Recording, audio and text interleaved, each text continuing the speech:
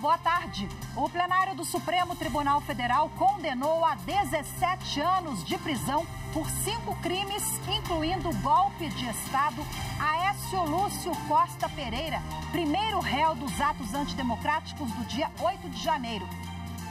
Eu sou Rafaela Vivas e o segundo dia do julgamento é um dos destaques do Jornal da Justiça, primeira edição de hoje. Vamos aos demais.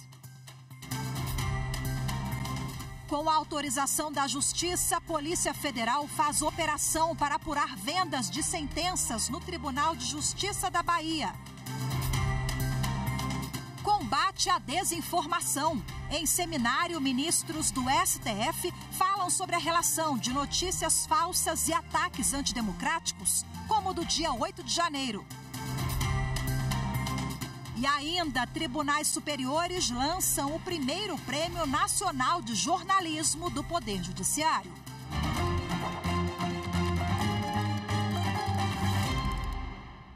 Começou hoje no Supremo Tribunal Federal o seminário Combate à Desinformação e Defesa da Democracia. O encontro de 2 dias é realizado em parceria com universidades públicas. A repórter Evne Araújo acompanhou a abertura e tem os detalhes. O seminário é promovido pelo Programa de Combate à Desinformação do Supremo Tribunal Federal, criado em 2021 para fortalecer a luta contra a disseminação de notícias falsas. Entre os 79 parceiros do programa estão universidades públicas que sugeriram a realização dos debates. A presidente do STF e do Conselho Nacional de Justiça, ministra Rosa Weber, no discurso de abertura, alertou para os perigos da desinformação para a democracia. A desinformação é um instrumento poderoso que pode destruir vidas e instituições. Seu lado mais sombrio mostrou sua face nos ataques covardes de 8 de janeiro último, dia que sempre me refiro como o dia da infâmia. Construções de narrativas fantasiosas com o objetivo de desacreditar instituições foram as sementes do mal que transformaram aquele dia em uma das páginas mais tristes e lamentáveis da história do nosso país. O seminário acontece às vésperas do Dia Internacional da Democracia, instituído pela Organização das Nações Unidas. O ministro Alexandre de Moraes, do Supremo e presidente do Tribunal Superior Eleitoral, lembrou que o julgamento de hoje no plenário do STF sobre a autoria dos ataques antidemocráticos de 8 de janeiro tem ligação direta com a desinformação. O ministro disse que o judiciário tem avançado nessa discussão ano após ano, mas que o combate às notícias falsas precisa ser incansável. A desinformação, ela não gera só perigo à democracia.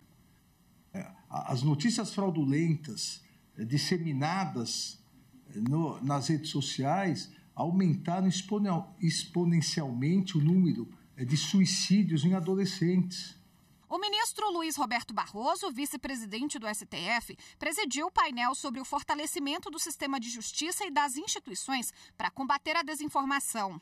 O ministro defendeu a regulamentação das plataformas digitais pelo Poder Legislativo, a autorregulação das redes sociais e o monitoramento dos conteúdos publicados nelas. Para Barroso, com essas medidas, a atuação do Poder Judiciário deverá ser secundária.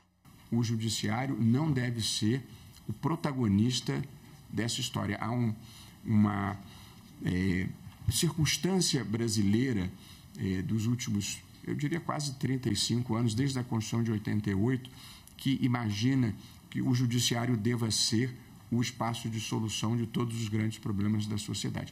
Não tem como ser assim, o Judiciário não dá conta. O seminário Combate à Desinformação e Defesa da Democracia continua até amanhã. A transmissão ao vivo pode ser acompanhada pelo canal do STF no YouTube. Os ministros do Supremo Tribunal Federal condenaram a 17 anos de prisão o primeiro réu dos atos antidemocráticos de 8 de janeiro, Aécio Lúcio Costa Pereira. Ele foi condenado por 5 crimes, incluindo golpe de Estado. A repórter Carolina Chaves acompanhou o segundo dia de julgamento aqui no plenário do Supremo Tribunal Federal e agora, ao vivo, traz mais informações para a gente. Olá, Carol, muito boa tarde para você. Olá, Rafaela. Boa tarde para você, boa tarde a todos. Olha, o julgamento foi concluído e, por maioria, condenou Aécio Pereira a 17 anos de prisão, sendo 15 anos e 6 meses de reclusão e 1 ano e 6 meses de detenção, além de multa. Aécio Pereira ainda foi condenado ao pagamento de 30 milhões de reais por dano moral coletivo de forma solidária. Isso quer dizer que os outros réus que forem condenados, eles serão responsáveis em conjunto para o pagamento desse valor. Bom, por último a votar foram os ministros Carmen Lúcia, ministro Gilmar Mendes e a presidente do Supremo, a ministra Rosa Weber. Todos acompanharam integralmente o relator, o ministro Alexandre de Moraes. Agora vamos acompanhar na reportagem como foi o início dessa sessão. O julgamento foi retomado com o voto do ministro Cristiano Zanin. O ministro rejeitou as preliminares alegadas pela defesa e reconheceu que Aécio contribuiu para a prática dos crimes, mas divergiu em parte do relator.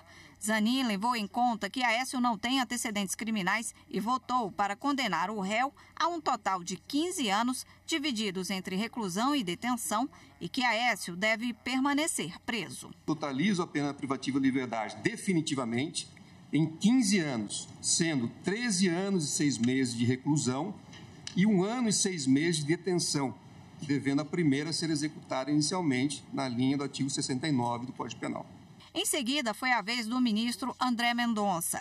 Mendonça condenou o réu pelos crimes de abolição violenta ao Estado Democrático de Direito, associação criminosa e deterioração de patrimônio tombado a uma pena de 7 anos e 1 mês de reclusão.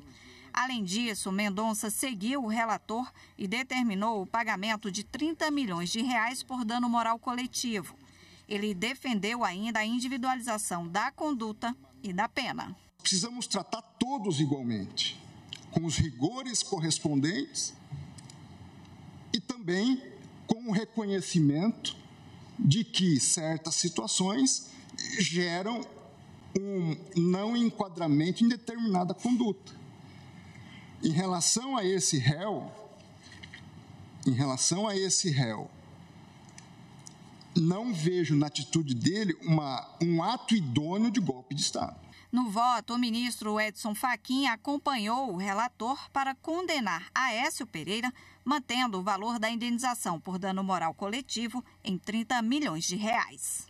Do exame que procedi, parece-me sustentável a dosimetria como proposta pelo relator. Por isso, senhora presidente, também quanto à dosimetria, acompanho integralmente Sua Excelência o relator e, do mesmo modo, na fixação do valor indenizatório a título de danos morais coletivos, subscrevendo também o voto de Sua Excelência quanto à pena e ao regime inicialmente fechado. O ministro Luiz Roberto Barroso também defendeu a condenação individual e divergiu do relator, retirando a condenação pelo crime de abolição violenta do Estado Democrático de Direito.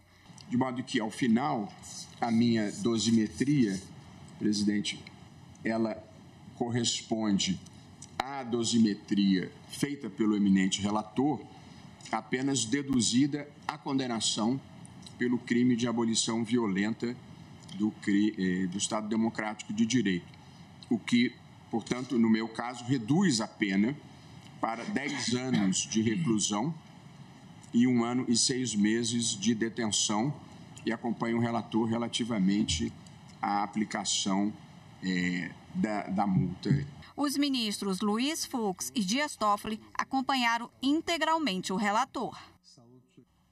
A Justiça Federal decidiu mandar o ex-deputado federal Roberto Jefferson à júri popular sob a acusação de tentativa de homicídio contra 4 policiais federais. Em outubro de 2022, os agentes foram prender Jefferson por determinação do ministro Alexandre de Moraes do Supremo Tribunal Federal.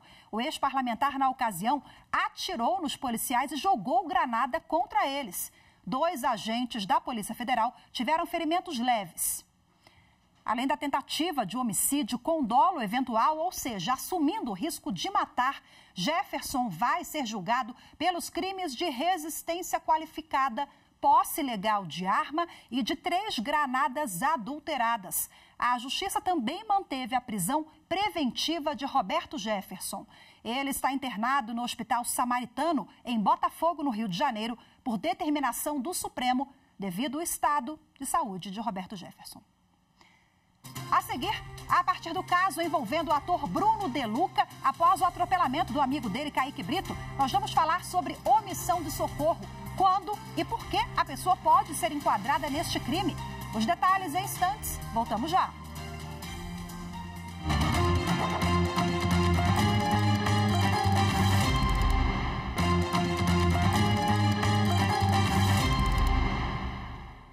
Com autorização da Justiça, a Polícia Federal fez hoje a Operação Patronos, em Salvador, na Bahia.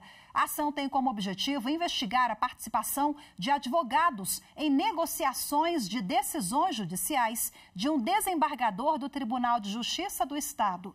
Os policiais cumpriram 3 mandados de busca e apreensão em endereços residenciais e escritórios dos investigados. A Justiça determinou ainda o bloqueio de aproximadamente 37 milhões de reais em bens e valores dos investigados por suspeita de origem ilícita, bem como a suspensão de cerca de 7 milhões de reais vinculados aos processos em que foram proferidas as decisões investigadas. O ator Bruno De Luca poderá responder por falso testemunho, mas dificilmente por omissão de socorro. A avaliação é de criminalistas que analisaram o caso. Bruno De Luca presenciou o atropelamento do também ator amigo dele, Kaique Brito. Esse caso, juntamente com o da agressão ao humorista Vitor Meiniel, chamaram a atenção recentemente sobre a questão de socorrer ou não uma vítima. Acompanhe mais detalhes com a repórter Carolina Chaves. A inércia de Gilmar José Agostini ao assistir o ataque ao ator e humorista Vitor Meiniel, de 26 anos, chamou a atenção da polícia. Gilmar é porteiro de um prédio em Copacabana, zona sul do Rio de Janeiro. No último dia 2, ele presenciou o morador Yuri Moura Alexandre dando vários socos em Vitor Meiniel, depois que o ator já estava caído no chão. O momento foi gravado pelas câmeras de segurança do prédio e é possível ver o porteiro apenas arrastando Meiniel depois das agressões. O agressor está no presídio de Benfica, zona norte do Rio, e responde pelos crimes de lesão corporal, falsidade ideológica e injúria homofóbica.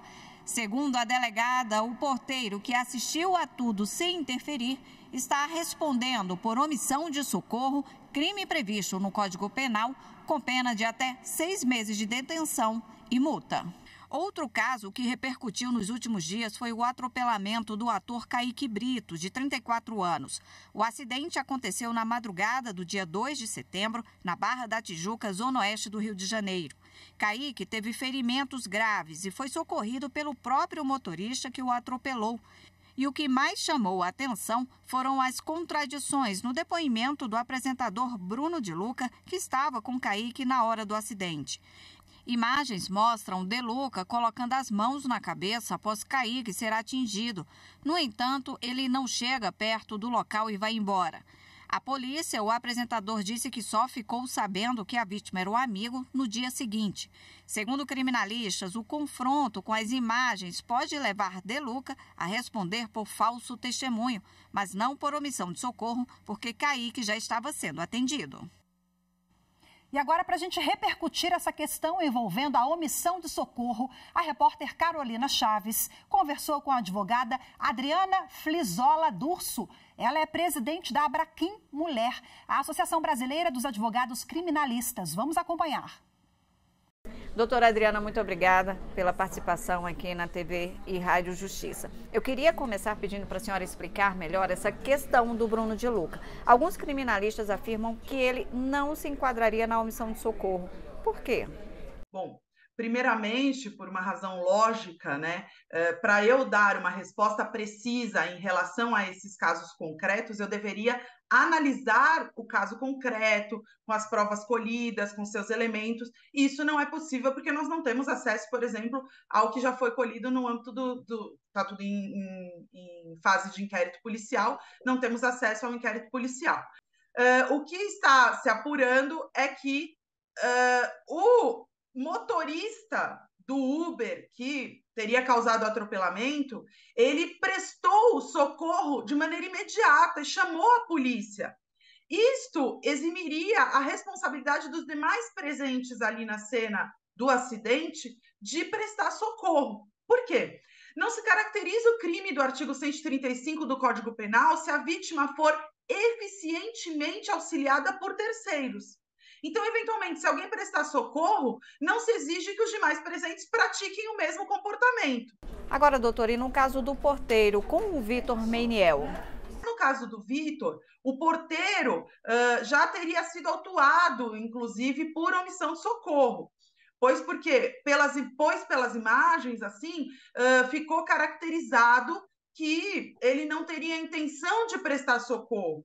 No sentido de que ele presenciou, assistiu à cena do espancamento e lá ficou sentado tomando seu café sem se manifestar, sem auxiliar o Vitor. Então, num primeiro momento, a gente pode até falar que até a própria autoridade policial já autuou o porteiro, no caso do Vitor, sobre o crime de omissão de socorro. E o que o ordenamento jurídico entende atualmente por omissão de socorro? Todos os cidadãos têm o dever de prestar assistência ou chamar por socorro caso eles se deparem com uma pessoa vulnerável, caso eles se deparem com uma pessoa que está sofrendo perigo de vida ou que precise de auxílio médico eventualmente. Nesse sentido, o nosso ordenamento jurídico prevê o crime de omissão de socorro no artigo 135 do Código Penal. E aí se enquadra nessa situação aquela pessoa que deixa de prestar assistência quando possível fazê-lo sem risco pessoal, a criança abandonada ou extraviada, ou a pessoa inválida ou ferida, ao desamparo ou em grave e eminente perigo. Ou aquela pessoa que não pede, nestes casos, o socorro da autoridade pública. Porque, por vezes, a pessoa pode... o socorro imediato e direto pode apresentar um risco pessoal. Então, para evitar essas situações, também a lei prevê que, existindo uma situação de risco pessoal, a pessoa pode prestar esse auxílio através de pedir o socorro a uma autoridade pública. E qual é a punição? É passível de prisão, multa, prestação de serviço comunitário? A punição para o crime de omissão de socorro, e aí eu me refiro tanto ao artigo 135 do Código Penal quanto ao artigo 97 do Estatuto da Pessoa Idosa, consiste numa pena de detenção de 1 a 6 meses ou multa, e essa pena ainda pode ser aumentada da metade se da omissão resulta lesão corporal de natureza grave, e também ela pode ser triplicada se da omissão resulta a morte da vítima.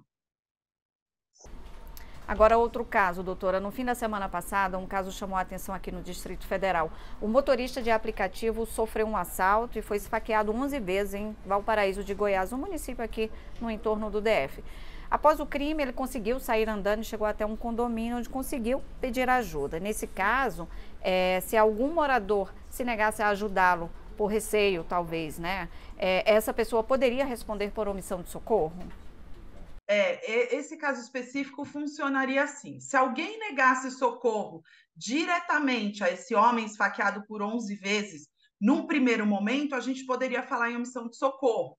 Mas nessa negativa de socorro tem que ser analisada aquela questão do risco pessoal. Então, no primeiro momento, negou socorro diretamente. Por que negou socorro diretamente? Porque se viu numa situação de risco, não sabia o que tinha acontecido, achou que aquele homem poderia ser alguém que apresentasse um risco de até esfaquear a pessoa que está prestando socorro, tal. Então, o que essa pessoa deveria ter feito? Deveria ter pedido socorro para a autoridade pública. Se não prestou socorro diretamente, não pediu socorro à autoridade pública, essa pessoa que negou ajuda e não chamou a autoridade pública, no caso de risco pessoal, ela sim poderia vir a responder pelo crime de omissão de socorro. É isso, doutora Adriana. Muito obrigada mais uma vez pela participação. A seguir, tribunais superiores lançam Prêmio Nacional de Jornalismo do Poder Judiciário. As informações em instantes. Voltamos já.